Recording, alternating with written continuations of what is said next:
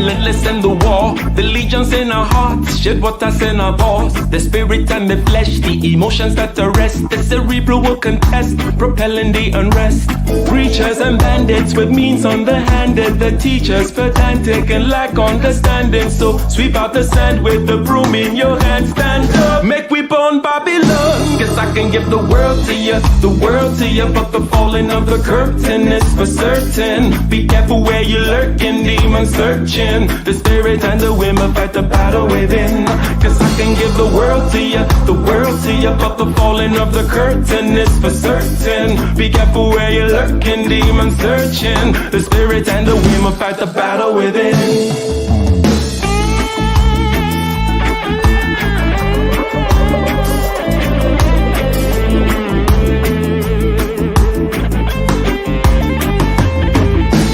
Trembling in the haze with the semblance of a blaze. With gratitude and rage, we touch another page. With delirious delight, impervious to light. This vitality and might encourages the flight.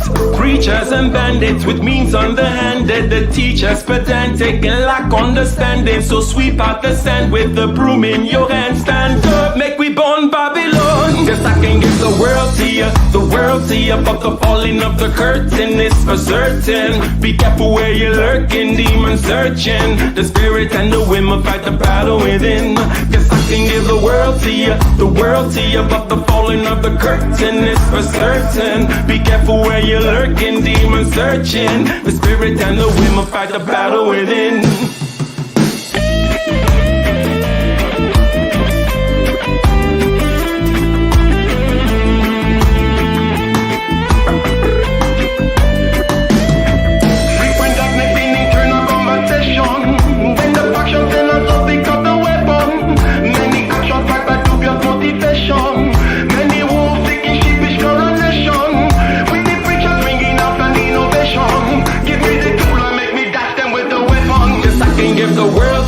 The world to you, but the falling of the curtain is for certain. Be careful where you're lurking, demons searching. The spirit and the women fight the battle within.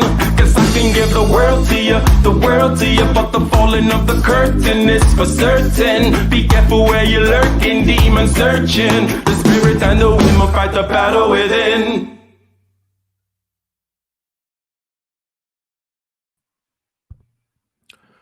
Testing.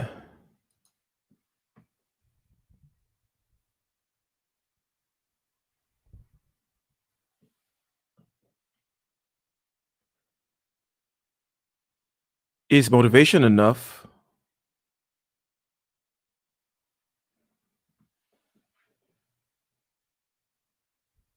Is motivation enough for the attainment of goals? As it may be obvious to you, it is a rhetorical question, and the obvious answer is no. But what is the nature of the not enoughness? What is the landscape that we're talking about here? Is there a dichotomy? Is it one side of a coin? What are the other ingredients that are needed to be added? Because you see, motivation is required for breaking the mold. It is required for moving on, for example, recovering from all the randomness and disasters that universe, the shifting landscape will throw at you. Okay. However, motivation is just like inspiration and sparks of genius and creativity. It is ephemeral. It is momentary.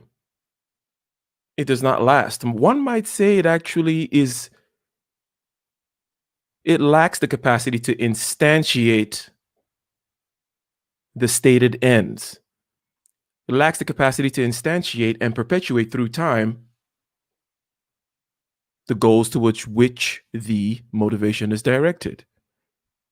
You see, motivation is great for goal setting,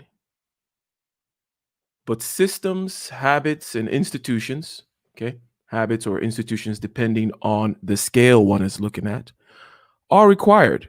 You see, I did a video before that is called, what's the title? Without inspiration, things don't change, and without institutions, things don't last. So this is the dichotomy we're talking about. But today we're going to be talking about it in a more practical, pragmatic, down-to-earth kind of way. That particular video was rather abstract in its treatment of the inspiration, motivation, creative individual on one side, and then systems, habits, traditions, and institutions on the other side. Okay? Because you see, motivation is not very efficient. You cannot sustain this woo, inspired, motivated state and depend upon that for the attainment of your goals. No, habits, systems, and institutions are required to efficiently instantiate and carry these goals into the future. And today we're going to be exploring this dichotomy of motivation on the one hand and habits and systems on the other with someone who deals with motivation quite regularly. A coach. Yes, Coach Ali in the house tonight. And by the way, ladies and gentlemen, my name is Ike. Welcome to my channel. Ike Ogiamia, my name is. And over here we talk about being better and doing better with a strong emphasis on doing. And what are we doing today? Today we are talking with Coach Ali. I believe the name is Hassan Ali. Am I correct? Yes, sir. Well, Hassani, but I mean either one's fine. Hassani Ali. Well, sounds Arabic or well, what's if you don't mind me asking, what's the story behind the name? So you are in the right ballpark. So Hassan is will be the Arabic translation. Hassani is West African. Mm. I changed my name back in 2014 because I am part of a indigenous American government here in the United States. And so with the identity change, my name had to go with it. And so from 89 to 2013, my first name was James. And I had to make a decision for myself to say, if I'm going to be an indigenous American here in the States, then my name needs to match. You know, you don't see too many you don't see any people of Asian descent with the last name Rodriguez or Gutierrez. And I got tired of being called Black James. So in 2014, one of the elders here in the community gave me the name Hassani. Black James. Yeah. So welcome, and thank you for that introduction there. Hope I didn't open up a can of worms or something. No, not at all. Excellent. So let's start off. I want to ask this, okay? Who was Hassani Ali growing up? Like at 8 years old, 10 years old? Have you always been the motivated or motivational coach type of person? You know, because to put my cards on the table, I still consider myself more of a teacher type, expositor of ideas, showman, showboating out there, whatever, looking for all kinds of attention, you name it, positive, and the negatives of that kind of a type. Yes, that's me. But the motivating people directly, in other words, you know, you can be kind of inspirational to people, but motivating people has never been my strong suit. It's actually been quite difficult for me to directly, positively, verbally, especially motivate people. So who were you growing up? Has this always kind of been your bag? Give us an understanding for who Hassani was at 8 years old, 10 years old, 12 years old. Well, you actually hit it right on the head. I mean, since I was a younger child, I've always had the idea of trying to make other people better. You know, when you're at recess, you know, though I played, you know, with the guys, you know, I also played that role of, you know, if we're playing football, you know, if I'm not, you know, on the field, then I'm the one, you know, with the pretend clipboard and calling plays and, you know, just having the idea of success for everyone. Everyone that I come in contact with, they should leave a better person after I've interacted with them. So whether that's an ex, whether that's a friend of mine, family, whoever that person may have been, when they get in touch with Hassani Ali, they know that they've come out better, even if it's through a conversation. They've left with something after we have, you know, had a conversation, and that's grown, you know, that's grown on me, you know, since you know the latter years, middle school, high school. I was the person who, they would bring me to the side like, hey man, I got a problem. Can you talk about it? And the first thing about coaching is listening. You can't always be so quick to give a solution, because you have to actually sit down and dissect the problem. And so, I was a listening ear for a lot of people. And if I didn't necessarily have the answer right then, I have a background in journalism. That's what I actually went to school for. It was like, okay, I may not have the answer, but I may have a resource that can give us the answer. And so that's been my entire journey to the coaching field. Is if I don't have the answer through personal experience, research, that kind of thing, then let me go find somebody else who has it and give you the best possible answer. So when you have that dire question that you're trying to get answered, or you have that dire need for something in order to transition to whatever you're doing, you have the best answers possibly given to you, rather than try this and see if it works. I see.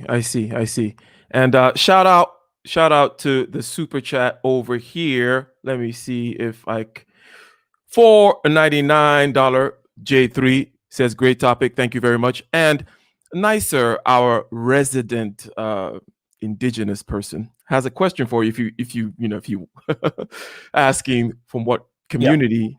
Yeah. So, we were saying, the actual name Hassani comes from the West African origin. Even though my political status is Indigenous American, I still resonate with the name because the one of the elders here in the Detroit community gave it to me, and it stuck with me. So, even though I did not have an idea of what kind of indigenous names would, I had no idea what those names. If I wouldn't even know if I saw it at that time, but at least with the African name, it still resonates with me. When you hear Hassani, you don't think of an Asian man and Hispanic man. You're looking right here, next to the Daquans, the Jay Shawns, like Hassani. Okay, that's a brother. You know what I mean? Like, it holds dear to me because the elder who gave it to me, kind of helped me with my consciousness, helping with developing who I am as a person. So I take that name to heart, and and I made it official. I see. And shout out to practitioner in the house. Says loving the blue. Yeah, I'm getting all matchy today. I got the blue and the blue and the blue with the blue watch. That is fresh. Why not? So as I was saying in the intro, right, there is this kind of dichotomy, which is an obvious one, whereby on the one hand, there are moments of motivation, moments of inspiration, and individual creativity, so on and so forth. And then on the other hand, there is a need to create habits so that things can then be sustained and perpetuated.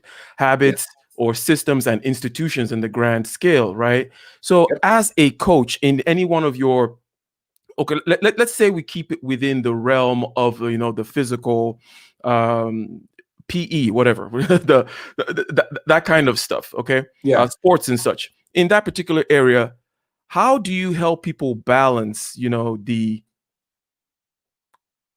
inspiration on the one hand and habits on the other side? Is there a regular cadence where you need to kind of give them a little juicing of inspiration, to pump them up? How does one kind of establish, and do you also help them establish systems as well? How do you help what do coaches call their students?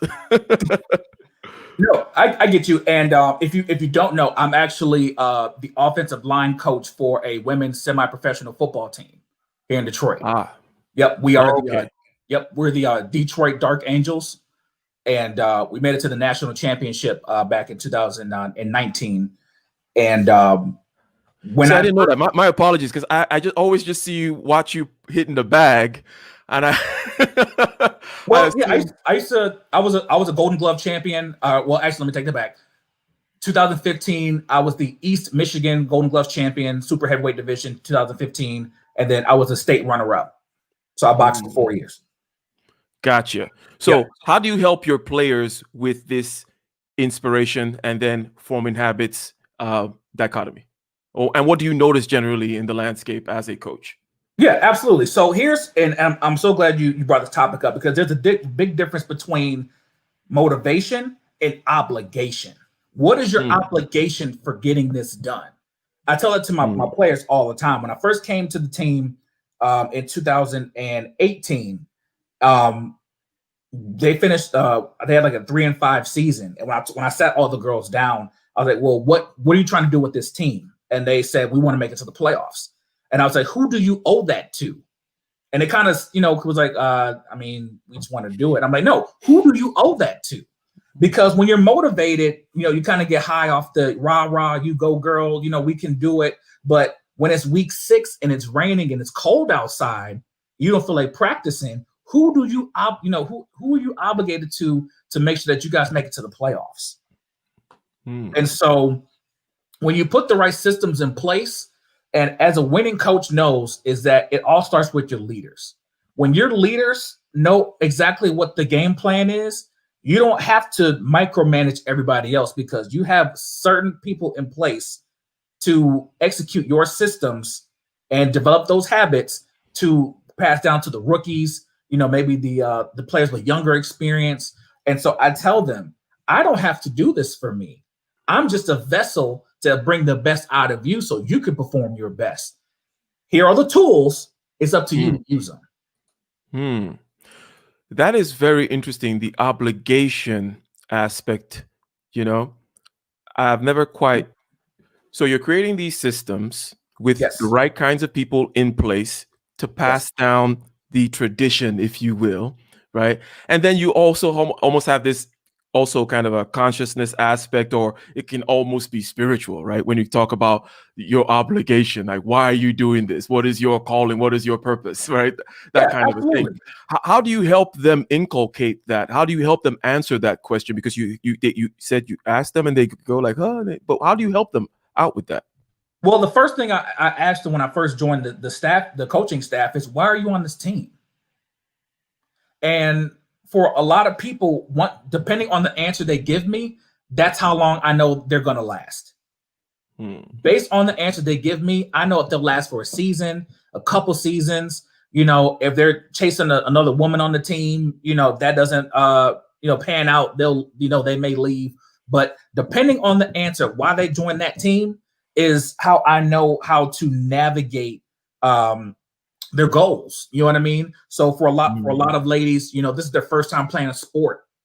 Hmm. Housewives and soccer moms, never got a chance to put, to participate in a sport in high school, college, whatever. And they just want to show their kids, people in the community that they can do it. And I bring that out of them. It's like, okay, you never played football before. So what are you going to do to make sure that you have the best, the best practice on the field? So when we put you in there, you know how to exceed and do your part so we can help win the game. So Hmm. for your captains, for your veterans, this was a losing team, before we added on to the coaching staff. And for them, it was like, we're tired of losing 60-0, 50-0, 72-10. Like what is it that you want out of this? And so when we watch film, the it's actually kind of torture now that I think about it, but I make them sit there and watch those games. Hmm. 70-0, 60-0, 50-10. What it Hmm. is this making you upset? It should. And if it doesn't, get out. You know what I mean? I like Because if this doesn't drive you to be better, if you don't have the idea that my obligation is to make sure that the rookies under me understands that I got a fire lit under my behind because I'm tired of losing to Pittsburgh, I'm tired of losing to Columbus, or I'm tired of losing to, I'm trying to think who else is on our doggone schedule. You know what I mean? Just getting blown out all the time. I say you use that fuel and you take it on the field. I see. So the question that you asked them regarding whom, the obligation, right, is more for you. In other words, you see how they answer it, and then you kind of then determine, or you make an estimate as to how long they'll last. You determine what their goals will be, how far you can possibly push them, and so on and so forth. Did I understand you Yeah. correctly there? Yep. Okay. Okay. Mhm. Good. That's great. And the point too about making them watch stuff, that's super key. Any kind of performance, you always want to watch yourself, and it sucks. Even when if you did well, we don't like watching for one thing, anyways. Let's say if you're a singer or a speaker or something like that, we don't like hearing the sound of our voice, and it kind of Yeah. So generally speak, but it's very, very useful. It's very useful to do that. So if we look at habits and systems, okay, we can notice the shortcomings that they have, okay, in the sense that they do not match the goals, generally speaking. Um, Habits or systems, institutions can become corrupt, let's say, okay? Habits are resistance to change, right? This is how we have always done it here in wherever, right? Yep. So how do you know when a system needs to be shaken up? When some kind of new inspiration and motivation for change, breaking down of the mold needs to happen, right? How do you judge that in your experience? Well, you look at the performance in that particular area. So I'll give an example. We're staying with the sports. Mhm. So even though our rushing attack, as far as our team, we had two. I won't call them Olympic track runners, but they were fast. They were former college athletes. So they had excelling performances as running backs. But when you noticed why the rushing attack was so great is because they kind of made the plays themselves. They were just so fast, and the inexperience of the other teams, they were just able to just run right past them without a blocking scheme. Mm-hmm. And so when I sat the team down and said, "Hey, this run play is supposed to go inside. How does she bounce out to the outside?" And they're like, "I don't know. We just block it till we hear the whistle." It's like, okay, all right. So, then this is a perfect example. So what I did was I took took the offensive line, and I got on a drawing board, chalk or was it markers, whatever, and I drew this out, and I took one of the captains on the team. I said, "Hey, we're running this play. Draw it up on the board." Hmm. And so when I noticed that she only knew her position, that's where I knew, okay, in order for this team to understand how to run the ball effectively, then everybody needs to know every position, where they go, where they fall, where the direction of the ball is supposed to go. So I should be able to throw the tackle at the center position. I should be able to throw the center at the guard position. I should be able to flip flop the left side from the right side. It shouldn't make a difference because you know where the direction of the ball is going. And so when you make that call, okay, if the ball's going this way, I know I need to block this person, leave this person alone. You know how to execute it. And so giving them the autonomy of not just knowing your job, but understanding the bigger picture, then the other players were able to chime in like, okay, so even though I'm a guard, I understand the tackle goes here because I'm going here. When you give people the holistic picture, they're able to dial in a lot more because it's not about just doing your job. Mm-hmm. And that could translate from sports, that could translate to work. A lot of times people just want to do their job and get by. Why not understand the greater picture so you can be put anywhere? Mm-hmm. And the more versatile people, get in on all the action. So whether that's sports, whether that's at your job, you know what I mean? If you can handle multiple tasks, guess what? You tend to get paid a little bit more because you're more versatile. Hmm. You know what I mean? And so I'll wrap up this point. So when you give the players the versatility and the idea of this is what we need to know in order to make ourselves better, that's how you implement the system, and that's how you develop a well-oiled machine. So that way, once they understand the principles, you don't have to micromanage. It runs itself. Wow. And that's perfect with the super chat there. It says Snuggles, thank you very much for the $5 super chat. Shout out to Snuggle. I like this man. I like this man's thought process. Sounds like this is the concept of how you keep a bunch of people perpetuating whatever you want them to do, right? Whatever you want them to do. Brilliant. In a good way. In a good way, yes. I don't know what Snuggles has in mind, but this is about doing good in the world, ladies and gentlemen. So, Right. I read in your YouTube channel that you were, and perhaps still are, a marriage coach, right? Yes. What is a marriage coach, and how did you get into marriage coaching? That's sounds fascinating to me. So again, like I was saying, I'm a part of an indigenous American tribe here in the United States called the Aboriginal Republic of North America. Mm, And long story short, my wife and I, we went through some stuff in our marriage. Just we really just did not have a foundation um, for what we stood for. We kind of mm, just butted heads, and for all the MGTOW people out there, I was kind of a simpish in my early years. And so we needed to understand what marriage was about. And so, we did our research and, we got to studying. We got married back in 2016. And the chief of the tribe asked us if we would have an interest in coaching other married couples. And we're like, why not? Why not? And so, and the reason why is because, when it comes to relationships, people, it's really hard to take advice, on such a touchy subject. mm, mm, You know what I mean? Everyone believes they know relationships. Everyone believes they have the best, relations. I gotta keep it clean.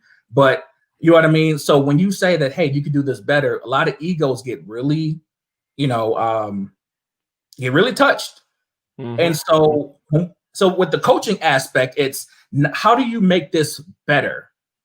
We're not mm, saying that you're bad, but how do you make this mhm, better? mhm. You know? Yeah. And the reason why we only stick to married couples is because when you're in the dating world, you have the option of just bouncing.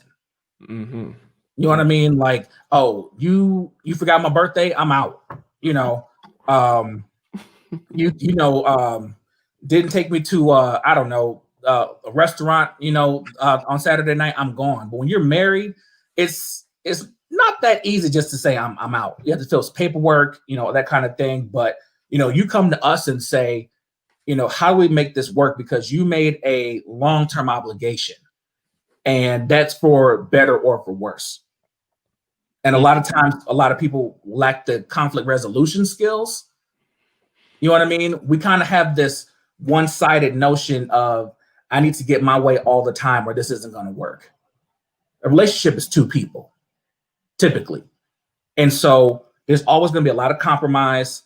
You know, there's going to, if you think about a business is always going to have different needs.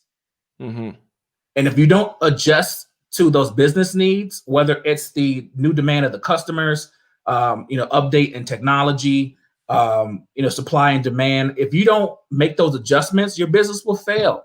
And it's the same thing with marriage.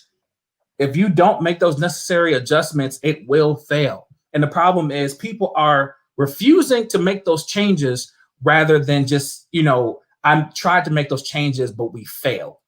Big mm, difference. mm. That's the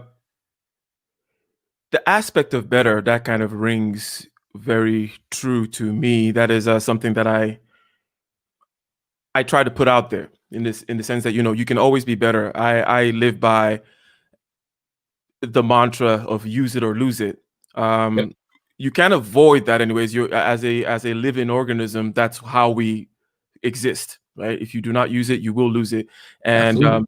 it's kind of funny that you mentioned that, the whole being better thing, because I recently made a video called using her imagination. And I saw that one. Yeah. yeah, and yeah, you know what that was kind of about, right? Which is, Right. and you in all dimensions of this particular relationship landscape, you can always get better. There's always something to learn, always and you should be light about it sometimes. Don't be so serious, right? Because I think if you liked a game, right, or at some point you liked a game, and I told you, hey, here's how you can be better at the game, you're not going to be all sensitive about it, right? Because you're like, oh yeah, cool, I do like that game. What is the cheat code? What's this? What's that? So it's like, well, be light. Look at it as a game. There's role playing involved, and so on and so forth. So then you're like, okay, well, let's up. And you also mentioned the thing about changes, right? Because that's where I think that systems need to be shaken up, inspiration needs to be brought in, so that new directions can be taken, right? And it kind of just dovetails with the questions that we were asking. Shout out to Jessica X and Red Sings the Blues in the house. So right in line, okay, right in line. Thank you very much, Jessica, guys, for the super chat. Okay, she says, "Hey there, Ike and chat. Well, salute to you as well." Now, right in line what we were just saying, okay, and with the topic about motivation on the one hand and then systems on the other hand, people do get inspired or motivated to get married, perhaps by love, which is always a strange word to me, but that's just kind of how my mind works. I like to break down things to a very understandable, granular level, and love is like the biggest word. If words are containers for concepts, right? Love is like it's as big as the universe. It's like where exactly? It's like it's all over the place. I can't pin it down. But anyway, let's not get into my own personal problems here.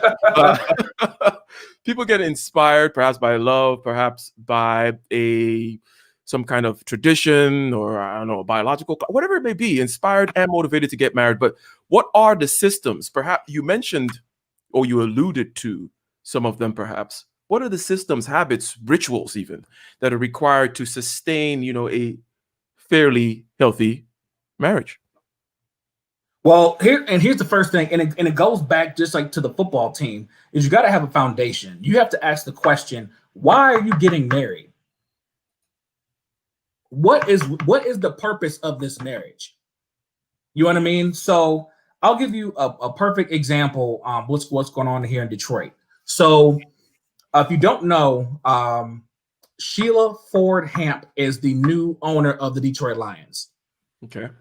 And if you know history about Detroit, that's Henry Ford's great granddaughter. And so they have a partnership with Goodyear. I don't know what her husband's name. I'm not sure what her husband's name is, but when you think about how elites get married, elites don't just marry anybody. So Goodyear got married to Ford. And that's why they have they're like a conglomerate here in Detroit, because you have this wealthy family and this wealthy family coming together for a common purpose, ownership, whatever that to that degree, and putting their children in place in order to own certain entities and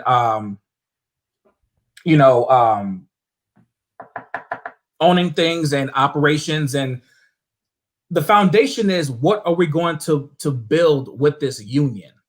Now, when it comes to the love piece, yes, love is definitely a component of it, but it's not the type of love where it's always infatuation and lust. Love is, it's the I can't stand your guts, but at the end of the day, I'm still making sure the bills are paid. That is something for me, but because for me, and I know what I said was slightly tongue-in-cheek, but not really. The tongue-in-cheek part, the real part is that I think I like to unpack things. So I think there's like 50,000 words, 50,000 maps, and 50,000 different stories in this one word love. And so because of the way I work, when somebody says something to me that's imprecise, I want to go in there and find out, because what you just mentioned now is kind of like the commitment part of things. The obligation. Obligation. I'm obligated. That I can understand. So that's one part. Okay, there's infatuation, or could go eros, and the other, the way the Greeks say it. There's infatuation. There is the commitment. There is this, that, and the other.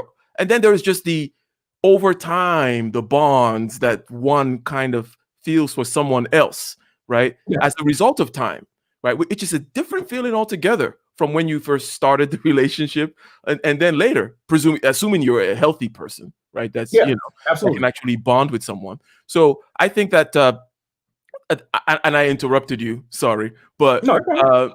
you were talking about the love part, but it's the love that is not just infatuation, and that this is an important. So first of all, you said the goal, right? Why? Why are we getting married?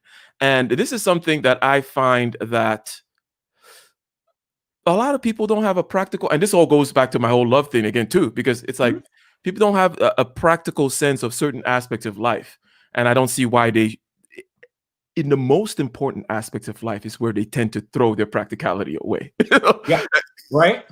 And it's nuts. They'll sit down and pull out the spreadsheet and argue and whatever about the bills and whether it's PG&E or it's this or that or whatever, things like that. But when it comes down to who you're going to spend the rest of your life with, all of a sudden there's no thinking, no spreadsheeting, no numbers, no nothing at all involved. And it reminds me, I called once into Kevin Samuel's show and I said, for guys out there, you need to treat your life as a business. And if you have a business, you don't just go and say, hey, I'm a little lonely, so I'm going to go to LinkedIn. I'm going to look for somebody to hire so I can put them over there on that desk. And maybe they're cool and maybe they can tell me how great I am. And that's the deal. It's like, no, you have a Yep. goal, right? And you have a particular, let's say, void, something that you cannot, because of time or skill or whatever, perform in this company that is pertaining to your goal. Okay. You got to get somewhere and you need somebody else to help you get there. Okay. Yep. And this needs to be clear in your mind. And generally, for guys out there, I don't suggest that you go ahead and state it this way, right? Where you're like, all right, cool. I got this, got this contract here. This is what I'm trying to do. Are you down? No, but you need to have it rather clear in your mind that there is a goal. I'm going to go get this person in. And just like an employer as well, you need to create the conditions for your employee to succeed, right? Yep. You're not just going to go to LinkedIn, bring in Carl, have him sit over there, and Carl doesn't have a computer. Carl doesn't have a cell phone. Carl does not have an office. He doesn't have a chair even, He's sitting on the floor. So it's like, have a plan, know what exactly it is that you lack that you're having this person come in for. It can't just be some kind of why not, right? Why not have somebody here? It's great. It's like, no, you have to understand the role that they play and then give them the tools to succeed. So you are speaking my language in this particular regard here. But in this, sticking with this habits, right, that marriage requires, you mentioned something about business vis-a-vis knowing what you need to, why you're getting married, right? Right. How similar is marriage to business, in perhaps in terms of some of the features, some of the habits that need to sustain both of them, some of the pitfalls that are in both of them, or generally speaking, or what comes to mind if I were to say marriage and business? Are they similar or are they not? What comes to your mind? They're a mirror. They're a mirror image of each other. I mean, Mm. if you think about the most successful marriages, black, white, or whatever, you understand that the co-founders or founder and co-founders, whatever you want to call them, they have a common foundation or goal in mind that they're working off of. They have the practicality, the logistics of it, the success in the habits and the training. How do you flip that over to marriage? You have two people who, want to build a family or, get married. They have their common goal or the foundation. You have your logistics, who works, who doesn't work, on the economic side. You have your, your training, whether that's you get coaching, whether you take time for yourself, family meetings, whatever to that degree. Then you have the practicality, your schedules, how everything is supposed to your operations, I guess is a better word to say it. And then based on performance, you can tell whether your business is stable or not stable, or your marriage. Either way, I mean, it's all about the performance, and I won't say the numbers because the marriage isn't completely numbers, but it's performance. I guess the only difference would be is that marriage is a little bit more abstract, where a business will be more concrete because it's a little bit more numbers. But Got it. Because marriage is about a relationship and it's hard to get a grip of it. The fruits of the marriage, if you will, are not quite tangible all the time, right? Right, exactly. And here's what I will say, because people will say that that love is never unconditional, which is false. Love is unconditional. Relationships are conditional. That's the difference. I like that one. Love is unconditional, but relationships are conditional. Because we all have people that you love dearly, but you don't entertain. That is a very good point. Now, if you're talking about the love aspect, okay, because we talked about the habits, the rituals, how you need to look at it. I went on a little diatribe about how you need to look at it as a business, especially if you're a guy, right? If you're a man out there, you need to kind of have a very clear idea. Otherwise, it'll come and bite you in the butt. Trust me. So Yeah. the other side, which is the love side, right? Which is on the motivation and inspiration side of our dichotomy, the dichotomy which is guiding this conversation. What in your experience and also in your coaching, what are, just similar to what I asked you earlier about the sports, what kind of things need to be done? Is there a cadence to kind of inspire, fall in love again? I don't know, go redo your vows in the South Pole, or how does one navigate that landscape? Well, when it comes to marriage, a lot of times where relationships get stale is the complacency. So if you're always going to work, just taking care of the kids, just doing your everyday operations, and nothing exciting is going on in the family, I mean, you're looking at an idea as to where's the excitement? You know what I mean? If you're not working towards anything, where's the excitement that everyone's craving? You know what I mean? And so if you think about think about, just ideally, you have two entrepreneurial spirits, and you have, two that start their own business. Guess what? They always have something to talk about. Hey, I closed the deal on Friday. Hey, I'm going to go speak at this conference, in a week.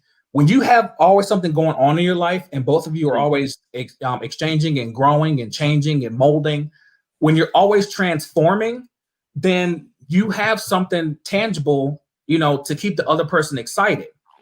You know what I mean? That's why, a lot of the brothers in the fitness game say brothers always stay in shape to keep your woman attracted. Because when you don't, you let yourself go, the spark is, I'll say it's dim. It doesn't go completely out.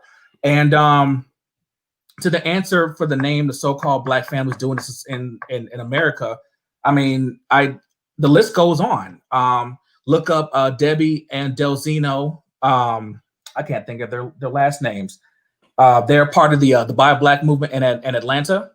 Chika Akua and his wife Willette, brother Senna and Quilla Berry. I mean, we can name the families. I mean, I guess what particular 5 families are you looking for? I mean, there's married people everywhere, and just like for me, my wife and I have a private contract. So, I love my wife enough, but I was also smart enough to say I understand the rules and regulations of marriage and what will happen in the divorce court. So I said I will marry you, but I'm going to do it on my terms with a private contract. Okay. And yeah, I'll leave it there. Yeah. So Debriano's their last name. Gotcha. I put that question up there just to see what you would say about that. Well, like I'm saying, I mean, are you looking for famous families? I can name 5 there's 5 Black families right here on my street. So, you know what I mean? Like, what tangibles in their 40s? I wouldn't know. Like, I mean, I don't know how old these people are, but I'm just saying, I could name 5 Black families if that's what you're, that's what you're looking for. Yeah. Families are everywhere. Not sure what the question is about. However, there is a lack of, just speaking for men now, I think that there is a lack of this understanding of structure And you know, when I said my thing, and Jessica X was like, "Oh, not a lot of belief in love these days," and I think that perhaps too many men in the past, and now they're in kind of like in no man's land or whatever. But in the past, there was kind of too many men kind of floating in this fantasy island of love and listening to Keith Sweat or whatever. Yeah. And they did not really understand the whole idea of, well, this is about structure. This is about a goal. This is a proposal you're making, right? And Yes. there should be, it's like a job offer. I keep using that.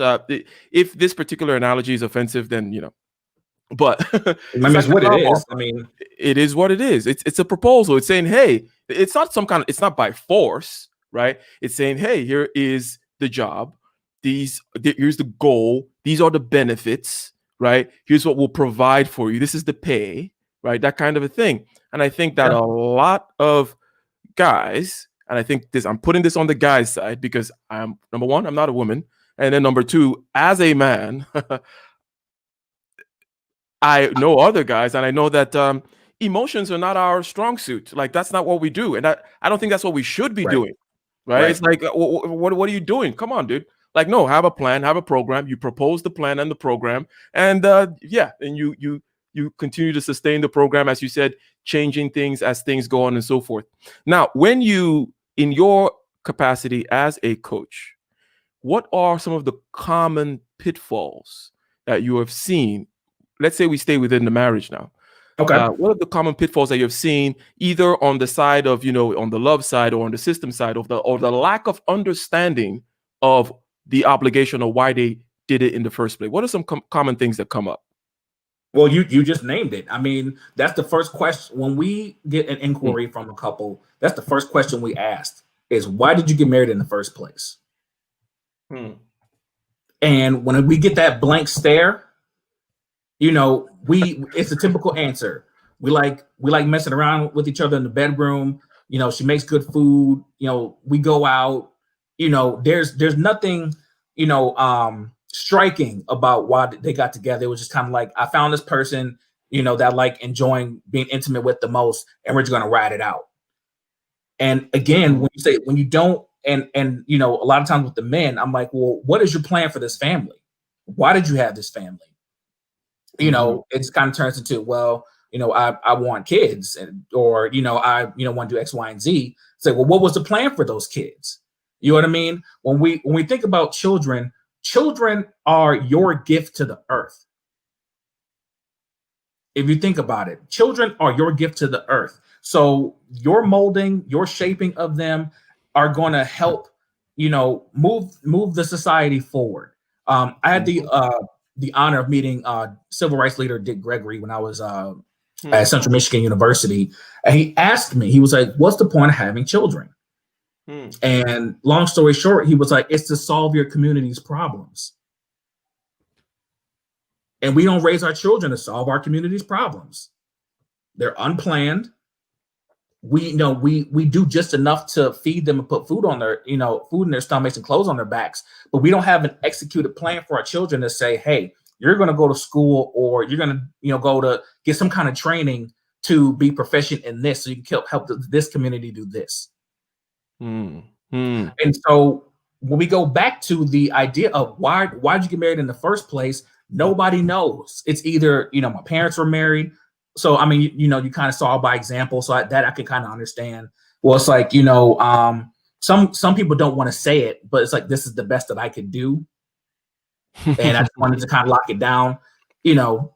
And you don't, and we kind of pry it out of them. We just don't, get hardcore with it because you don't want to ruffle feathers like that. But mhm, the biggest thing that it's a lack of structure. It's a lack of foundation, honestly. So mhm, if that foundation isn't stable, the rest of it's rocky. That's why when people come to us, their biggest argument is, you know, he never, he never calls me back when he says he's going to call me back. Really petty disputes that they're bringing to to a counseling session. But when you realize what the bigger picture is that they don't have any direction where they're going. They're just surviving. That is a very good point, because vis-a-vis the topic, it seems to be saying, hey, that motivation stuff, that inspiration stuff, and let's say inspiration will be on the brighter side of thing, where it was pure love or something like that, and then other motivations may be, it's the best I could do, lock it down. It just seemed like a natural progression of things anyways. We ain't getting no younger, we might as well do it. Yep. Yeah, That there you kind go. of thing. And then also with the kids, with the society, like with everything, it's like people are just going through the motions in a very unconscious way, right? Yes. And that structure, habits, ritual, so on and so forth, traditions, even, dare I say, are important. Is that what you're saying? Yeah, that's exactly what I'm saying. So how did you end up getting into this into these YouTube streets, as O'Shea would say? Well, O'Shea is actually the way I got into the manosphere. So just like any other brother who was in like that MGTOW red pill, kind of community, like I was saying earlier, well, my wife and I were trying to work stuff out, and trying to get the foundation, for our marriage. I was kind of at the end of my red pill rage. I just didn't know what it was. You know what I mean? It was just like, I've been with my wife for 10 years now, dating and marriage. And so, I was just trying to figure out, year 2, year 3, year 4, I couldn't figure out the nicer I, was to her, she kind of just blew me off to the side, just, didn't take me seriously until the day I stepped up and said, this relationship is about me. And if you're not with it, you can leave.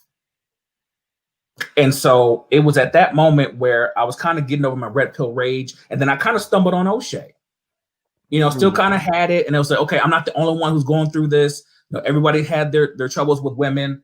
And so I reached out to O'Shea and said, hey, do you need a blogger for the Negro Manosphere? I went to school for journalism. I wasn't using it. The newspaper, industry, clearly has changed. And, I wasn't using my journalism skills, so I volunteered to write for the Negro Manosphere for 4 years. And those interviews are those articles turned into interviews, and O'Shea kind of started pushing, like, man, when you gonna start a channel? And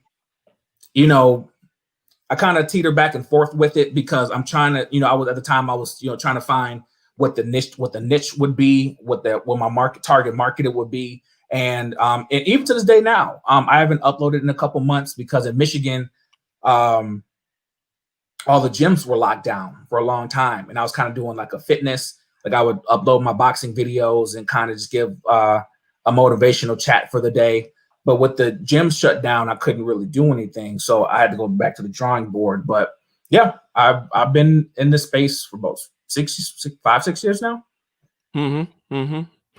Let me take a step back. When you mentioned the petty fights, the little flaws that annoy, okay, we know that that's going to happen, right? In the sense that, you put two people together, everything's going to become annoying. Yep. There was this guy, and I'm butchering it. I'm no comedian, but it always comes to mind. I think his thing was like, there comes a point in the relationship, or how long does it take before you ask the person, do you have to do that? Like, whatever that is. I don't know, maybe a winking, maybe the biting of the nails, whatever it is. There's something to be like, I mean, think about it. If you wake up next to the same person over and over and over and over, you're gonna naturally butt heads on something. You know what I mean? Like, you're again, it goes to those constant adjustments. And so I mean, you're gonna naturally find something that you don't like. Maybe they chew with their mouth open, or they your boyfriend don't do the courtesy flush when he's in the bathroom. I mean, you're gonna find something that gets on your nerves, but at the same time, are you gonna leave this person over a courtesy flush? You know what I mean? Like it's just you got to work out those problems. And when I say and I said this on O'Shea's show, is that a lot of people just lack the conflict resolution skills to say whatever this problem is, it's bigger than our relationship is bigger than this problem. Okay, you know what I mean? so And sorry, go ahead. No, go ahead. Because I was gonna, because I assumed that's what the connection you were making when you mentioned the small flaws when I had asked about when I had asked the question earlier, that this connection is about, well, there are small flaws, but you need a foundation. Why are you getting married? What's the structure? What's the whole plan? Then the small flaws, perhaps while they're still annoying and what they are, they happen, and then you look down and you're like, okay, cool. But compared to what we're doing here, it's like you're not gonna just get rid of your business partner because he chews with his mouth open, right? Because Right. there is a business here and it is important, and so on and so forth. So that is very good. That's very good. Now, someone asked the question, okay, planning financially, and I'm the one that brought up the financial aspect, but you being the marriage coach, I'm sure financial aspect is huge. Absolutely. So he's asking as a single man, right? How can one plan financially for marriage? Well, what do you make of that question? Well, I mean, it's a great question, because, to be honest, I'm going to be completely honest with you. I did not plan, I did not make the financial plans for my family. One second. So, as I was younger, young and full of dreams and full of hope, I met my wife when I was 21, and I'm not gonna lie to you, like I don't have no game. I'm nerdy as hell. But what I told her was, I was like, you give me 5 years, and you will never have to work. You can stay home, write your books, be with the children, whatever. And I said, give me 10 years, and I will be at 6 figures or more. So you led with your wallet, if you will. I did. I'm being completely honest. And at the time when I again, like I said, I was I was a little simpish back at that time. But the reason why I knew I wanted to marry my wife, because my wife was a writer. I was a writer.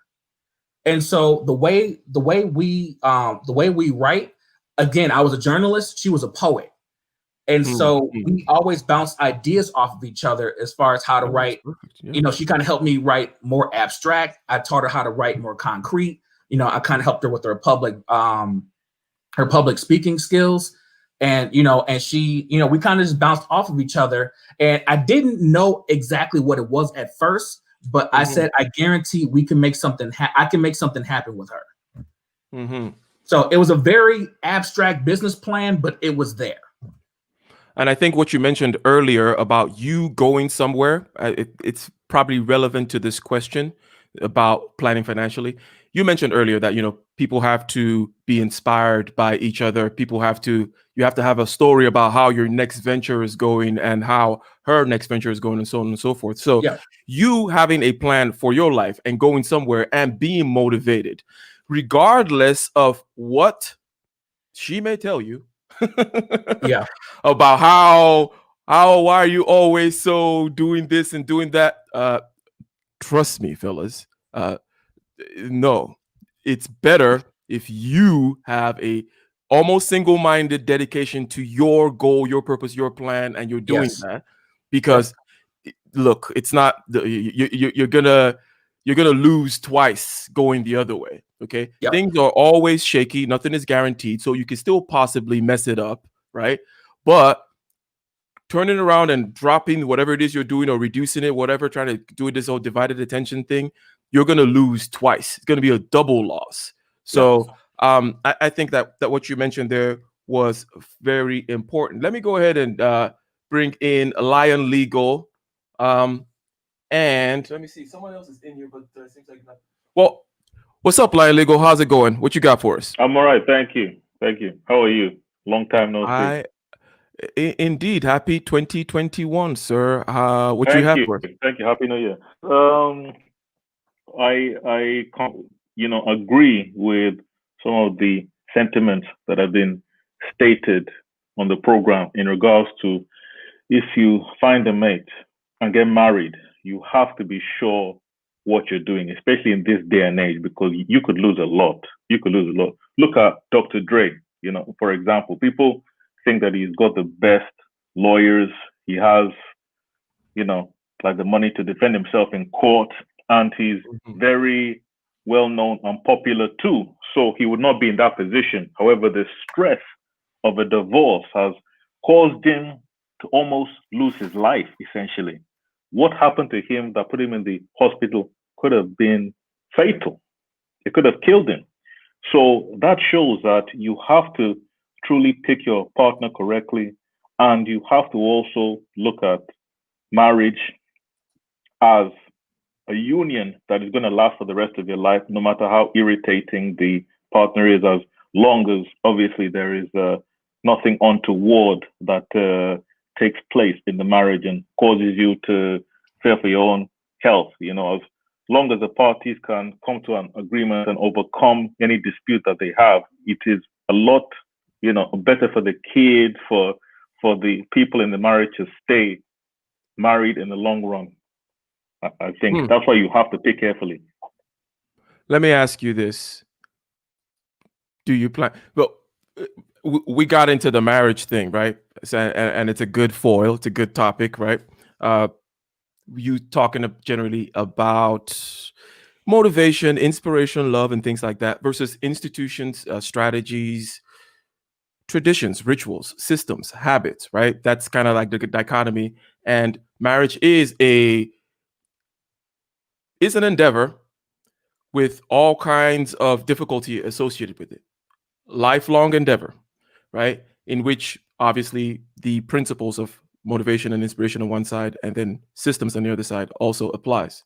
But let me ask you this, Lion Legal. Do you plan on getting married?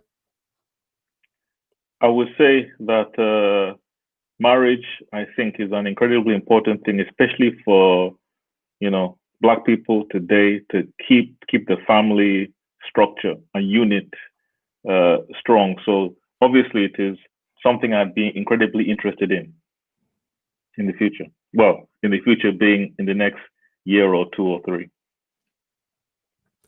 In the next year or 2 or 3. So does that mean you have someone in mind right now that you are dating that you're planning to propose to in the next year or 2 or 3? Oh man, you sound like my mom or dad, dude. I don't know. It's a complicated thing. I have to see. I think that in a situation like these, it's good to always pray about it and see how things go. I mean, I have my own ideas, but I don't know. I guess I'll see. I guess I'll see. Hopefully by the grace of God, but you never know. You never know. I'll ask Coach Ali something about what you just said. But first of all, if you DC, someone is in the room. I believe their name is DC, and it says their device is not connected. Not sure who that is, but if you're trying to join, your device is not connected. Now, Coach, Yes. and not to put you on the spot, Lion Legal, but you're you're not new over here, so of course, right. So when you hear Lion Legal say, by God willing, a year or 2, 3, you sound like my mom, that kind of a thing. Does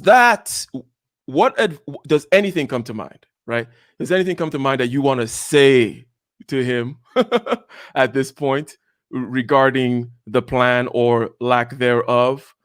Because it almost sounds like the question that you ask people when they come to you for the advice or counseling or coaching. Yeah. Well, and they say, well, why did we get married? So what comes to mind regarding the conversation I just had with Lion Legal? Well, the first thing is, you have to ask, is there somebody in mind that you're particularly thinking of? Are you still looking for a mate? I mean, there's so many parameters that have to be peeled back before you can even answer the question. But what I will say is the first red flag that I've noticed. Is the first thing that was brought up was the Dr. Dre situation. So Okay. because of that, I'm hearing some fear. Fear of divorce, fear of being stripped of the resources. And I'm not saying that his fear is not legit. I mean, it's every man's fear. It's not the marriage, it's a divorce, the possibility of divorce. And I completely get that. But we still have to be intellectually, honest with the Dr. Dre situation, because we can't just say, oh, he's going to a divorce, wife gave him brain aneurysm. You know what I mean? Like, a lot of times, especially when it comes to debates and arguments, we will find any particular evidence to point it towards our talking points. He grew up in the 80s, 90s, 2000s, and the fast life, being a rapper, entertainer. So, potentially he, did drugs, drank, poor diet. We don't know exactly what could have led to that brain aneurysm. Not the autopsy, the examination is not going to say, it was Nicole. You know what I mean? Like, there could have been several factors that could have led to the brain aneurysm. But because everyone's so fearful of marriage, we're flipping it as, don't get married because this could happen to you. Look what happened to Dr. Dre. And when you think about the actual statistics of marriage, yes, 50% of marriages end in divorce, and 80% are initiated by the women. But what's also not said, and shout out to Erica Williams and Glendon Cameron, is that in the upper class, divorce is only 20%. How do you define upper class? How do you define that, though? So my assumption based on it is that the upper class will be your six-figure class. That's what will be my general consensus. I will have to go pull those numbers from Glendon Cameron or Erica Williams and get the direct source. But if it would in theory make sense, because the two things that people fight over are infidelity and finances, and sometimes they go together. So okay, well, I will say that from the time that I was in college, the Black people that I saw who were the most successful were the ones who did get a wife at a young age, and get married and go out there and build their career, because they were able to focus. They did not have to go on dates or waste their time doing other stuff. They just went to work, and some of these guys are very rich now, multi-millionaires, having big investment companies, etc. I've not really seen loads of people that had that same kind of success just being single. So I do agree, getting married is a very, very good thing, or being in a long-term relationship. That is good. However, on the other side, if you've had to build yourself, as far as economically, academically, you've had to do all of these things by yourself, you're also looking at yourself as far as the options that any Black male has in the world too, knowing that you've been able to sidestep a lot of bad things, a lot of inequality, etc. Getting to that stage and just making a snap decision, I don't think is incredibly wise either.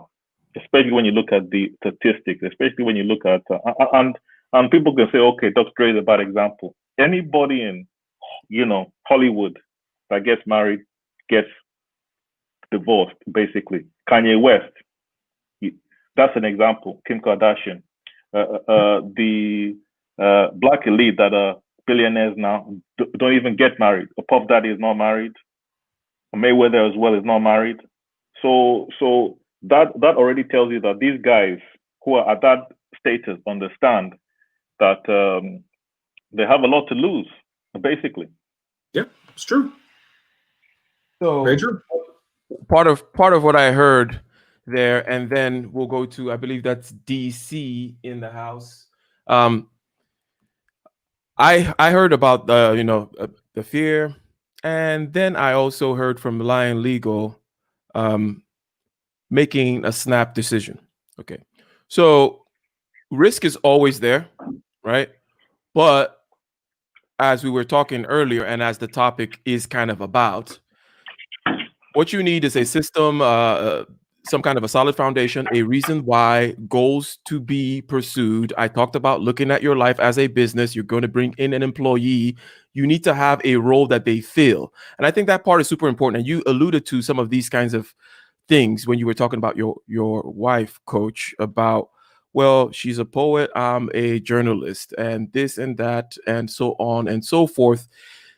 Marriage is, or relationships are not so tangible. So the roles being filled per se may not be, oh, well, I need somebody that can do 3D drafting on this AutoCAD software, right? It may not be something like that, but it may be something that's complementary to you vis-a-vis your life goals, right? And at the end of the day, still, it could still blow up, but that's life, right? So, but I just wanted to mention that, and then let's go to DC. DC in the house. Can you introduce yourself and what do you have for us? Hey, what's up, guys? Hey, what's up, Coach Ali? How's it going? I'm doing well, boss man. How are you? Hey, I'm doing good, man. Long time no see, man. Long time no hear. I know it's been a while, man. I've been out here just hiding. Hey, I got a question for you and Ike. Yes, sir. I recently got a job promotion at my job, so I went from working in servicing, and now I'm an underwriter. So now I went from making, let's say, $60K a year to now making six figures, like $175 a year. And I want to now start planning on starting a family of my own. I'm not necessarily, how can I say it? I'm not blue pill or I'm not red pill. I'm just more of a traditional guy, if that makes sense. Yeah. Mm-hmm. Okay. Are you a mortgage underwriter? Oh, I think he might have. Like, want me to shoot for it. DC, you cut off you guys there still with for me? about 10 seconds. Can you repeat what you said? Uh-oh. Oh, I think he's going in Uh-oh. and out. Uh-oh. 2 years, DC? Okay. Based on what he said, right? He, not that we heard the question per se, but he mentioned, okay, more than doubled his pay, almost tripled his pay, right? From 60 to 175. That's pretty nice. That's awesome. And he's not red pill, not blue pill, more of a traditional guy. Okay. And he's trying to plan some stuff. And what comes to mind, what possible questions could be in there, right? There may be even legal questions like prenup and so on and so forth, but I don't know which direction he was going. But what came to your mind, Coach? So here's what I was writing some notes. If you can hear me, brother DC, first of all, congratulations. We do need to start having he said he's in a private chat. He said he's back. I just wanted to say, you there? DC, you there? Yeah, I can still hear you. I was letting you finish. Can you go ahead and finish your statement, because we didn't quite hear the question part of it. We just heard moved to underwriter, and Mr. Coach was asking what kind of underwriter, right? And then you also were going to ask a question as well, vis-a-vis you planning for marriage. You're not red pill nor blue pill, and so on. Okay. All right. I work in the mortgage industry here in Detroit. So I work as an underwriter here. So yeah, that's why I see you laughing, man. So you already know where I'm working at. Yep. So I just recently got a promotion here a few months ago. So I've started now already like working with a financial planner, but I don't know necessarily like what's the target number I should be shooting for to actually start a family. I'm looking to try to have more of a stay-at-home wife. I know I'm kind of like, I just now got to this position, but I'm just really just trying to plan things out just to make sure everything, is real stable, if that makes sense. How old are you? How old are you, DC? I'm 31. Okay. Yep. Okay. So take it, Coach. First of all, let me say congratulations to you. We should definitely start congratulating brothers for their accolades and accomplishments. So let me say first, congrats to you on your accomplishments. And I'm in the same industry. That's why we were laughing. And so the biggest thing, especially here in Detroit, is you definitely have to look at the logistics of what it takes to, for a stay-at-home wife. The last time I did the research, the average home, and because of the dysfunction that's going on here in Detroit. The average home is maybe going for about 50, 60 grand in the actual city. As you know, Detroit has the highest amount of car insurance in the nation. So like people are paying up to like $500 a month in car insurance, just in car insurance. And so you literally have to map out, I don't know if you have your own place, if you have a home or an apartment or whatever, but you literally have to map out, but long story short, with your type of salary, I mean, you could definitely make it work in Detroit. You could easily, I mean, and you know the mortgage market. You could easily, find like a $200,000 home, maybe even go for 250, and pay that mortgage comfortably. It's the other nuances, the mortgage insurance. Depending on your lifestyle, do you eat organic food, or are you a McDonald's type guy? I mean, you literally have to think about every single aspect of your daily living and say, can you afford it? You know what I mean? So for an example, even in my situation, so my wife doesn't work. We had our third baby boy back in September, and so with the way the schools and everything are going, like my kids are schooling here at the house, and so I was able to afford a part-time nanny. And the nanny is able to come and help out and play with the kids and that kind of thing. Like you literally have to map out every single aspect of monthly expenses and say, can I afford it? You know what I mean? So it's literally, you kind of, when it comes to marriage, and especially with you not having, I don't know if you have anybody right now, but you have to literally add up all the nickels and dimes. Is that, is my wife high maintenance? Do she need, her hair done all the time? Her nails done all the time? Is there some stuff she could do at the house? Can I pay for a vacation by myself?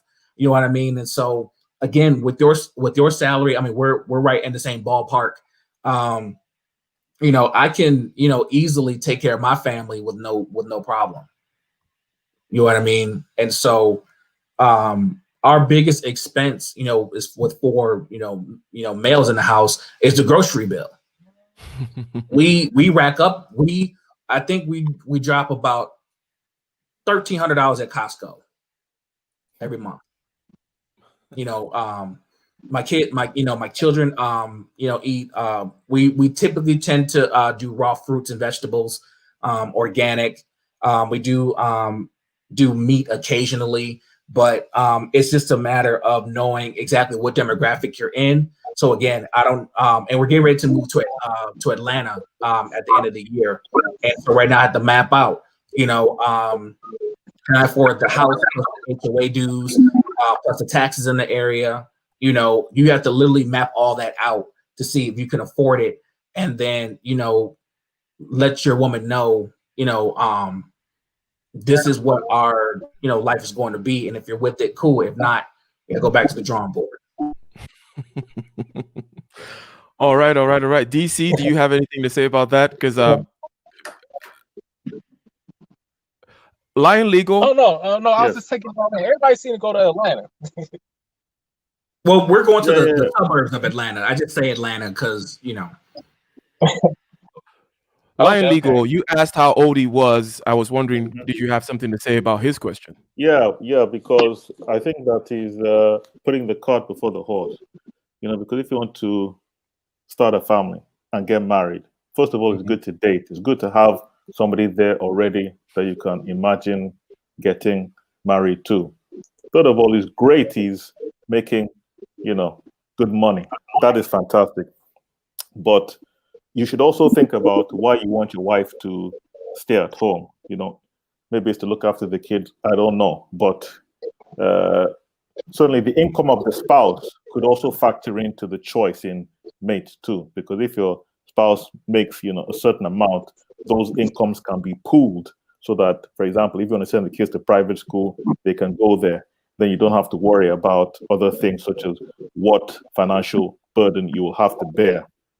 And I think the main thing is to, number one, look at the values of the person that you'd like to marry. For example, if you want private school and they don't they don't really care. They don't think education is a big deal. You know, kids can do what they want and be artists if they feel. If you've got that kind of stuff going on, it can be a little bit difficult to get on the same page. At least that is my my assessment. I see. So I would concur with what both of the gentlemen have said. And I'm gonna ask a question in general too, because I tend to believe in pain, and but then again, I'm a selfish, egotistical bastard kind of guy. So who knows, right? Who knows? Who knows? Maybe that's not for everybody. But I would like to ask something. Well, you said that you believe in pain. Okay. I would assume, coming from an African background, you probably want a few kids. Do you want the kids, first of all, do you want the kids to go to private school? You know, second of all, if you believe in pain, that would mean that you would have to make like $500,000 a year or so to send them to private, or at least 300,000, right? mm-hmm. Okay, it's all good then. Just have to make that clear. All right. Yeah, well, I'm not, I mean, it is what it is, and you go based on what level. So let me just ask that question now then. Like, Coach, you said you told your wife you won't have to work, and then after 10 years so why was that your approach?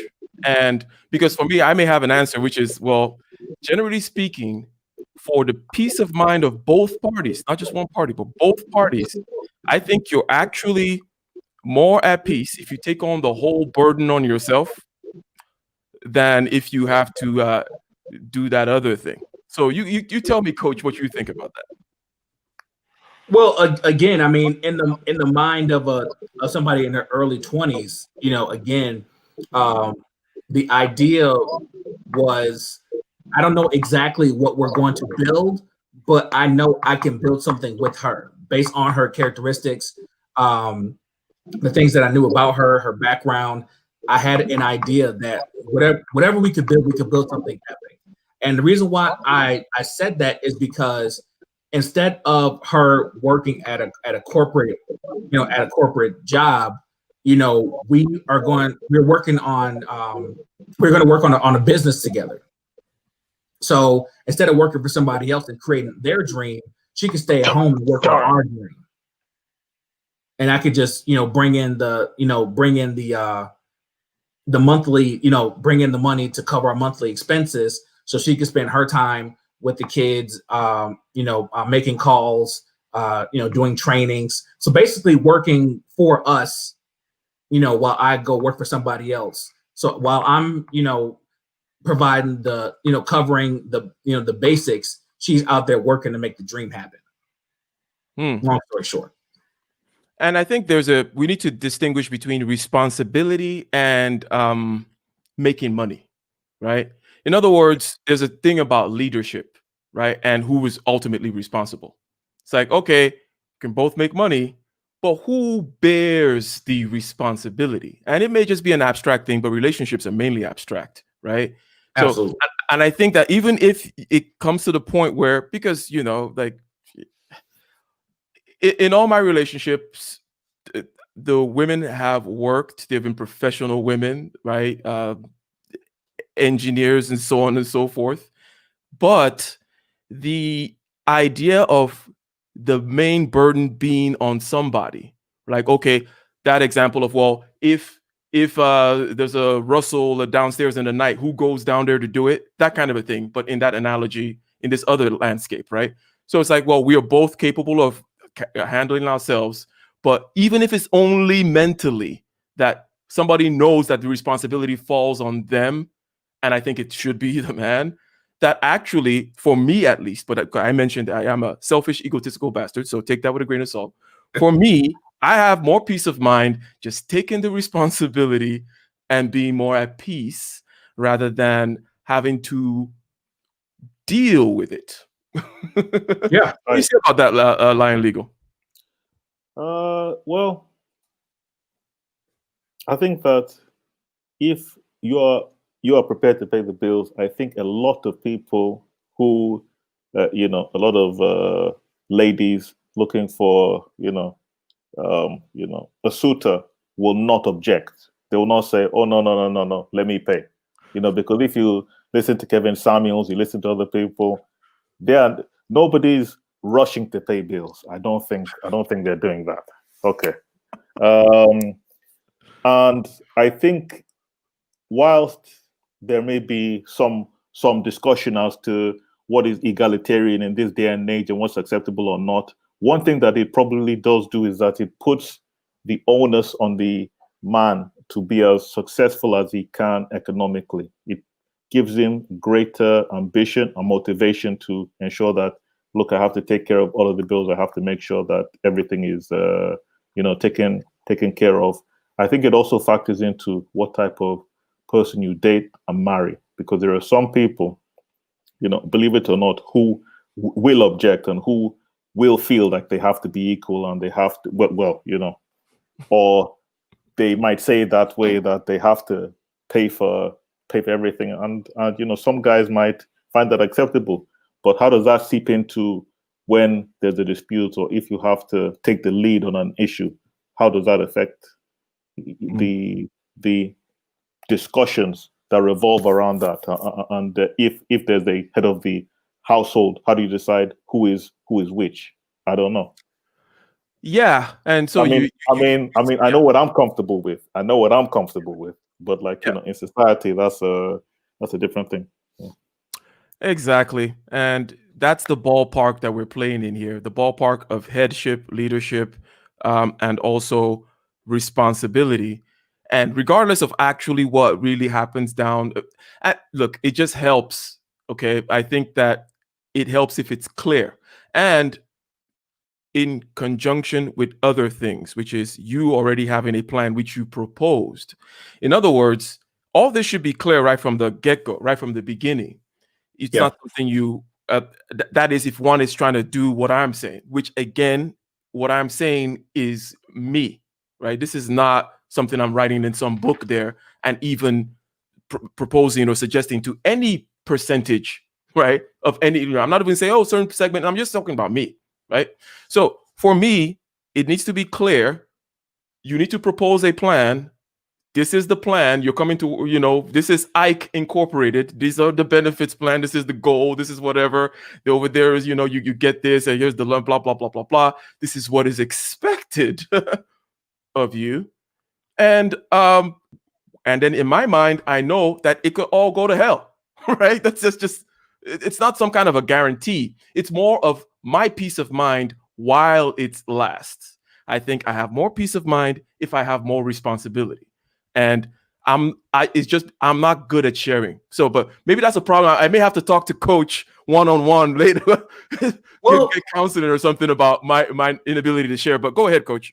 Well, but here's the thing, and it's funny. I'm glad that you mentioned this, because no matter what your social programming is, nature always reveals itself in a I won't say a hostile situation, but just in situations in general. So I'll give you an example. So before I moved into this house, my wife and I were renting.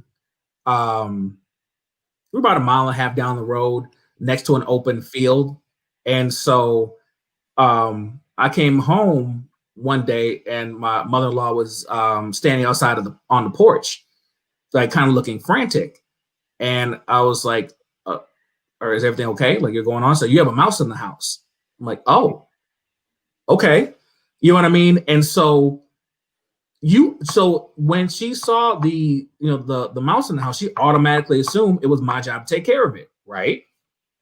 So, she was visiting. Our first son was maybe about one or so. She was watching them. And so what did I have to do? I had to bait and trap and catch and bag it and throw it out. You know what I mean? And so no matter what our social programming is, we know what kind of stuff what our responsibilities are, no matter what your programming is.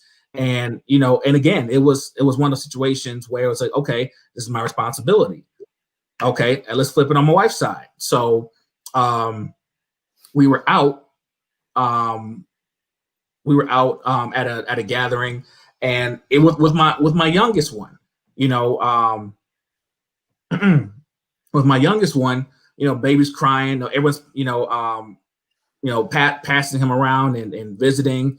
And when he started crying, guess who they gave him to? Because he was hungry.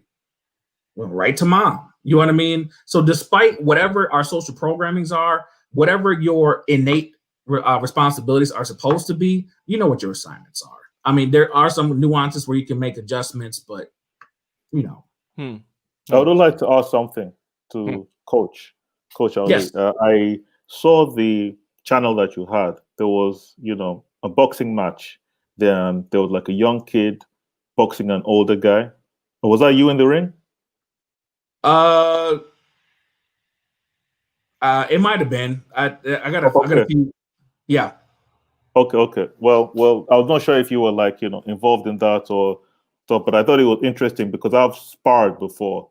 So I thought it was interesting to see the young kid, boxing the older guy, and the kid seemed to be losing pretty badly. So I wasn't sure what was up with that. I'll have to go back and look. I mean, I do have some videos where I am sparring with some of the younger guys, but yeah, I boxed for 4 years. I said that earlier in their introduction. 2015, I was the Eastern Michigan Golden Glove champion and state runner-up in the super heavyweight division. So I will always have a love and an adoration for boxing. With boxing, especially when it comes to being a coach. So like the topic and Brother Ike was saying, so you can be motivated, but what habits and systems that makes you a winner? And when it comes to boxing, you get exposed. If you do not execute your good habits, have your system in place, have a great foundation, it's going to show up when you get in that ring and that bell rings. The most the most consistent people win. Yeah, but do you think that it makes sense for a kid who is like 10 years old, 12 years old to be boxing an adult? Well, I mean, you have to, when you put younger people against older people, you have to give them the idea of being fearless.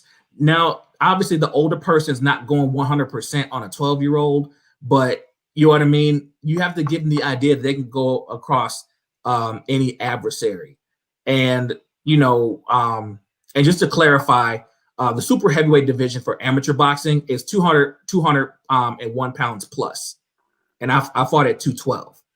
And so if I'm a super heavyweight going against a flyweight that's 12 years old, again, you're given the idea of, if I can be fearless enough to take on this 30-year-old man, I can take on anybody. It's training, it's strategy. You know what I mean? It's about being prepared at all times. You put adversaries in a person's face to see how they handle it. You know what I mean? So for example, at the boxing gym, those young kids, they're like, okay, this round you can only box with one hand. And you see how they face the adversary. Okay, this round you must throw 4 punches. Every time you throw your punches, 4 punches or less, or 4 punches or more. How do they adapt to that? You know what I mean? You're gonna go 8 rounds straight with 3 different people. How do you respond to that? You know what I mean? Okay. When you put the warriors, when you're training a warrior, you have to put them through warrior type tasks. And so again, the people who face the most adversary, the person who faces the most resistance tends to be the most fearless and who performs the best because they've seen it all. You boxed adults, you boxed children, you boxed grandma. You know what I mean? You've got it on with anybody that they put in that ring. And so, you box against left-handers, right-handers, or southpaw, orthodox, whatever. You know what I mean? You're going against professionals, you're going against amateurs. And that's why some of the best boxing talent comes out of, Detroit, Atlanta, Dallas, Texas, New York, because that's the kind of training that those young men get. I'm 12 years old going against a potential world, world champion, whatever weight class. Okay. Ike, do you have any opinion on that? No. I tend to agree with I'm not big on a lot of rules and restrictions on things, generally speaking, if you know what I mean. So when it comes to well, this is Sparta, right? That kind of a mentality. I'm definitely down for that, right? I am not a risk averse person, and I do like a lot of challenge and adversity. As I tend to say here, it's about use it or lose it with me. It's about constantly challenging and stretching and pushing and getting hurt. And it's partially a personality thing, right? But also, objectively speaking, I think that it does help, as we all know, right? Yeah, I will agree with Coach in that the person in the ring was not going full out trying to knock out the kid, obviously, thankfully. I do think that a young kid, for several different, reasons, might be, or it might be difficult for them to spar with an adult due to the fact that they are sustaining head trauma and shots, and there is some dispute as to whether kids should endure that at a young age.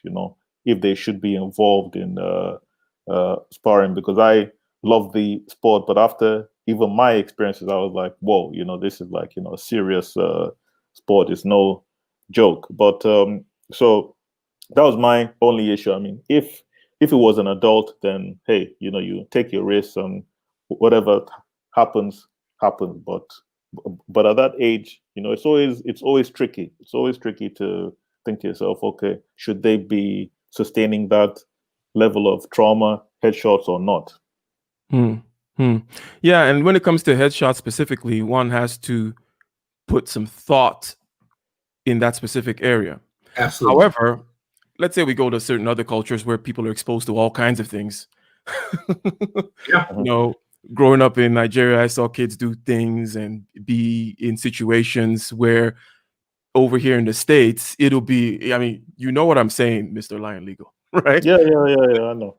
It'll be child abuse, it'll be this, that, and the other. But then, like, climbing, going to the river, and I used to now be in the village, right? You have these kids going to the river, walking on these cliffs, like close to very narrow paths where to the left or to the right, all kinds of things could go wrong, right? And then they come back with a bucket of water on their head but the thing is, if you look at it as somebody who's used to walking on sidewalks all the time, you forget how adaptive or adaptable, whatever the word is, human beings are, right? That, these people, the way their legs work and their coordination is not very different from yours, right? And they don't even consider it to be a danger. But yes, when it comes to head trauma, and you're gonna have to look into the science of that kind of stuff, because that's kind of relatively new. Even soccer, heading the ball in soccer. So shout out to Red Sings the Blues. Okay, thank you very much for the $5 super chat. He says, my donation, Ike, I don't think I donated, and that's my bad. Yes, that's your bad, Red Sings the Blues. You should have been donating. Okay, so Mr. Lion Legal, do you have anything else to add? And then I'll give the coach the last word. And yes. Well, I'll just add that I think it's great that you're involved in the youth and you're helping the kids. Certainly, I'm not trying to say it's anything bad at all. I was just observed that because I heard you were coming on, so I took a look at the videos. And but overall, I think it is great that you're involved in the community, involved with kids, and also giving good advice too. Because a lot of issues, I think, in the community is that guys look on TV and they look at bad examples and just follow that. They don't think to themselves, if I want to find a mate, can I find someone that can improve me? They just look at how it looks on the outside. But to have somebody actually advising people and telling them, look, you have to look at the financial situation, you have to look at your goals. I think that you're doing something good. So thank you very much, Coach. And thank you very much, Lion Legal. Until next time. So, Coach, we have meandered over Several different maps here. We But have. using just using the rubric of, how do you systematize, plan, have a foundation, have habits, have institutions, that you adhere to, traditions and that kind of thing. That on the one hand, and then on the other hand, you need inspiration, you need motivation, you need sparks of creativity to shake Absolutely. things up, to set goals, but Yep. then you need a system in order to actually achieve the goal. One thing that people who constantly talk about goals without talking about the system within which these goals will be instantiated and then propagated through time are really just wasting their time. Because you can talk about, universal love and brotherly this and that and the other, but just the mere fact that you need to instantiate this in human beings gives you your first kind of encounter with reality. It's like, okay, that it's not a painting in your head, right? You need to actually make human beings do this thing that you're saying. What is it? Is it going to be a system of guns to their head or what? Right? There Yeah. needs to be a system. And even if it's as extreme as guns to their head, you're going to find that even that kind of a system will not instantiate and perpetuate the particulars of the goals that you want. In other words, the system is always different. It's always an approximation, right? So you're like 80%, 85%, and then the system gets old, you go back, you recalibrate, your marriage is getting a little stale, things are not, you go back and you got to shake things up, right? So, but Yep. in general, right? In general, do you have any last words, vis-a-vis any of the topics that we touched on, how you deal with inspiration versus systems in the world of coaching sports, that is, right? Or in the whole world of marriage, planning for a marriage, whatever topic that we touched on today, do you have any closing words or anything that you wanted to add? So I'm going to try to blend between the coaching, the marriage, the inspiration. I'm trying to kind of bring it all together and say, for those who are looking to accomplish something or have a desire in mind, especially for a lot of naysayers and people who disagree with your ideal desires, is that who's going to break the mold? And the reason why I say that is because just because something didn't work for somebody else doesn't mean it won't work for you. You know what I mean? So when it comes to the marriage piece, that's a big topic, here in the manosphere, and everyone's like, it's bad, it's bad, it's bad. According to who? You know what I mean? Like, just because a certain group of individuals did not make it does not mean that everyone won't make it. And we use the numbers, but at the same time, if you're, if you're not going to attempt and use the numbers as I won't say a facade, but if you're going to use the numbers to say, well, according to these numbers, they're not going to fail, or, marriages will fail, then who says you won't be the person to break that mold? You know what I mean? When people were building airplanes, a lot of people were saying, the mortality rate was at this percent for those who tried to fly off a cliff and the plane malfunctioned. But guess what? Someone got bold enough. They had a desire and a dream to see people fly in the air. They've developed a system. They developed good habits. And now we have one of the most, luxurious comforts of air travel or traveling through the air. You know what I mean? So whatever your goal is, whether it's sports, whether it's, excelling in the workplace, marriage, you definitely want to have both sides of the abstract, where you have your dreams, goals, desires, and then you also want to have the logistic side of it, of how it looks on paper. Very, very nice, tidy wrapping up of things. Ladies and gentlemen, go ahead and check out the comment pinned to the top, okay? The comment pinned to the top, that is his channel, okay? Coach Ali's Corner, it is called. And go ahead and subscribe, okay? Go ahead and subscribe to him. He has, as you have seen, a wealth of knowledge and experience in several areas, and he presents things in a very clear way that is easy to understand and that is actionable.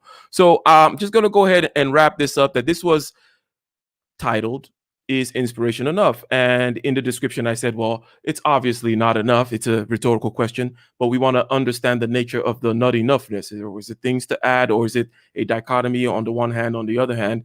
And I think that we know that on the inspiration side, there is the there are goals. It tends to be conscious. It tends to be more for change and breaking of old molds. But then on the, shall we say, habit side, you have things that have to be perpetuated through time, from generation to generation. It's unconscious, right? Right. It does not respond to change. It does not change. It's systems. It's more on the reason side, while on the spirited and desire side will be the inspiration, right? So inspiration, it does not last. Okay. And it's inefficient in the sense that the highs, you can't sustain the highs even physically, right?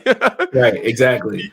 Yeah, you can't just be on cloud nine and depending on that in order to do your regular day to day. So it's not efficient. Things need to calm down and be systematized and moved into the unconscious, routinized, so that you need to establish habits and so on and so forth. So even if you take it to the broader political context, for example, you can have inspirational leaders, Martin Luther King, Moses coming down with the Gandhi, whomever it may be, Jesus, and these people are inspirational. They're coming through, they're shaking things up, they're breaking the mold, they're doing that thing. It's a singular event.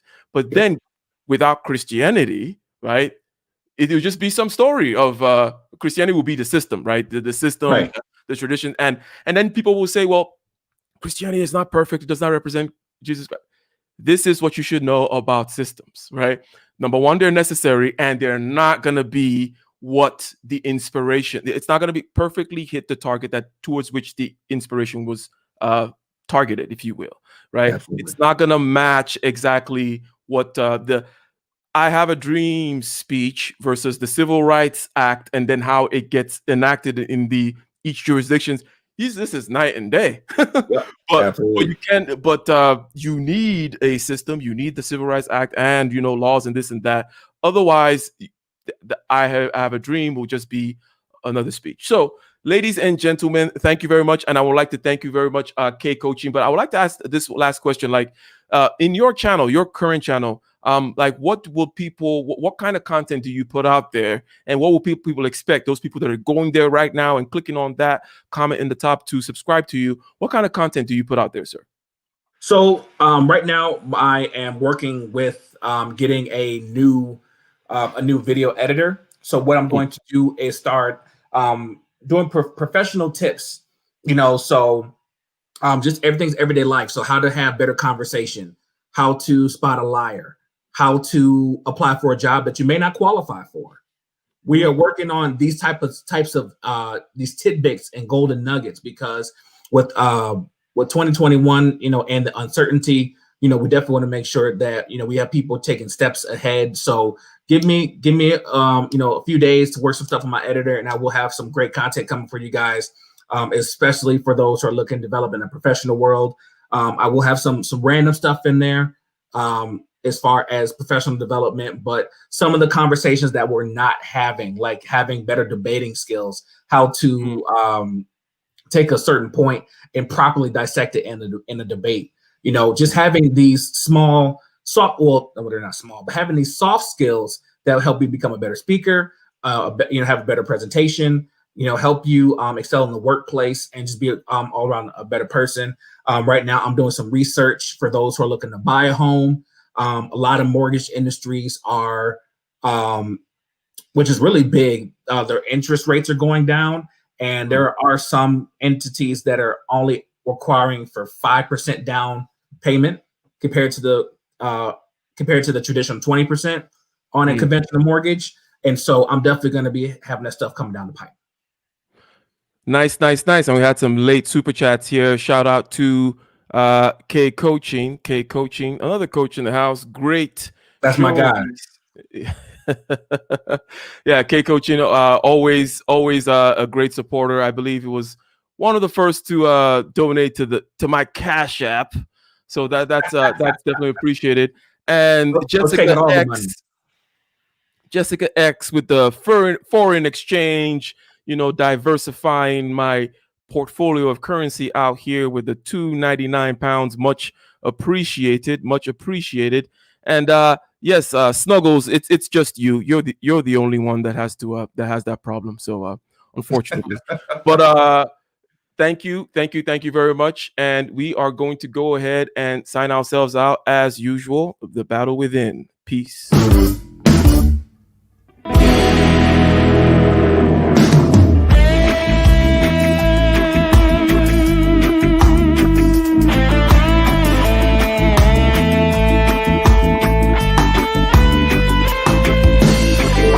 on the shore, relentless in the war. The legions in our hearts, shed waters in our balls. The spirit and the flesh, the emotions that arrest. The cerebral will contest, propelling the unrest.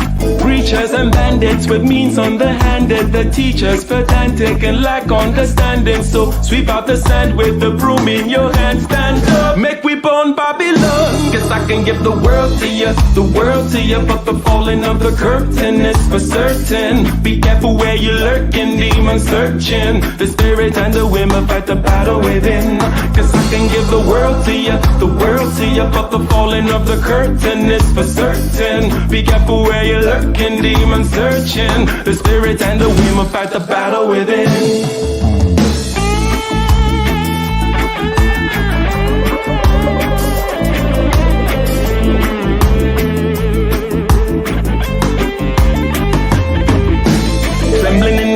With the semblance of a blaze, with gratitude and rage, we touch another page with delirious delight, impervious to light. This vitality and might encourages the flight. Preachers and bandits with means underhanded, the teachers pedantic and lack understanding. So sweep out the sand with the broom in your hand. Stand up, make we burn Babylon. Guess I can give the world to you, the world to you. But the falling of the curtain is for certain. Be careful where you're lurking, demons searching. The spirit and the women fight the battle within. Guess I can give the world to you, the world to you. But the falling of the curtain is for certain. Be careful where you're lurking, demons searching. The spirit and the women fight the battle within.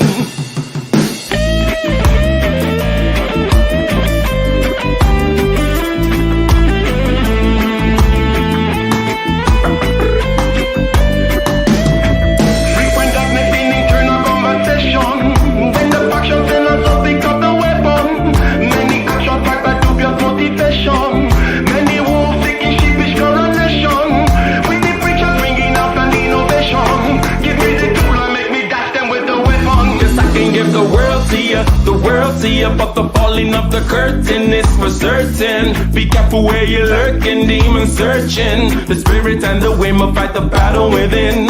Cause I can give the world to you, the world to you. But the falling of the curtain is for certain. Be careful where you're lurking, demons searching. The spirit and the women fight the battle within.